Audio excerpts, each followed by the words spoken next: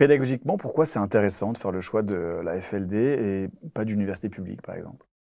Alors, j'aime pas comparer par rapport à l'université publique ou d'ailleurs les autres établissements privés. Je préfère parler de nous et donc de Très dire, bien. voilà en quoi nous sommes bons, pas en quoi nous sommes meilleurs que les autres.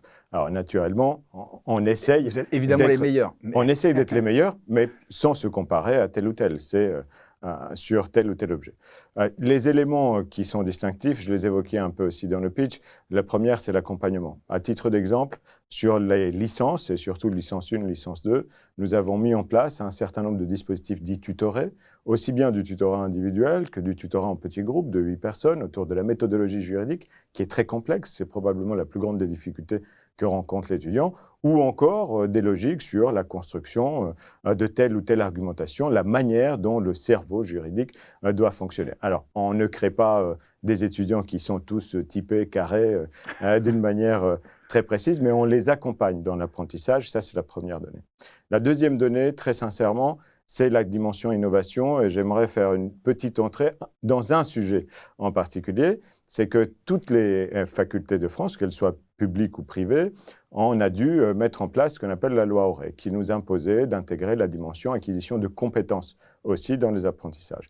Alors nous, on a remporté avec nos partenaires de l'Université de Valenciennes un grand appel à projet qu'on appelle Prélude, et qui nous a permis aujourd'hui de proposer un très grand projet de rénovation et de renouvellement de nos maquettes, qui permet à la fois d'apprendre les principales matières juridiques, mais aussi de capitaliser en matière de compétences pour l'étudiant, des compétences qui sont celles qu'on trouve en droit, argumentation, construction, méthodologie, etc., mais des compétences aussi linguistiques, des compétences numériques. Un juriste de demain qui ne sait pas utiliser correctement le numérique, c'est un juriste qui part avec un handicap. Donc, on se dit, il y a des outils, il y a des évolutions, il faut que l'étudiant sache en bénéficier.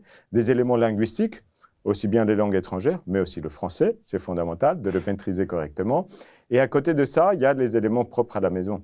Donc, des dispositifs dès la première année d'études liés à la professionnalisation, que ce soit autour de stages, mais aussi autour de dispositifs de compréhension et d'apprentissage, comment je me présente au marché de l'emploi et comment il évolue celui-ci. Et un dernier qui fait la particularité de l'Université catholique de Lille, on a un bloc de compétences qu'on appelle Agir éthique et responsable et qui permet de mettre les étudiants en situation et qui leur apprend à la fois à être sensible à toutes les évolutions du monde. On parlait tout à l'heure d'environnement, mais aussi la question des vulnérabilités, la question des inégalités, ce sont des choses importantes, et où on leur apprend à donner une part d'eux-mêmes. On leur explique que le droit, et de manière générale les études, leur ont permis d'être des personnes un peu plus privilégiées que d'autres, et qu'à un moment donné, c'est important aussi de donner. Et on apprend par la pratique en essayant d'intégrer cette dimension éthique.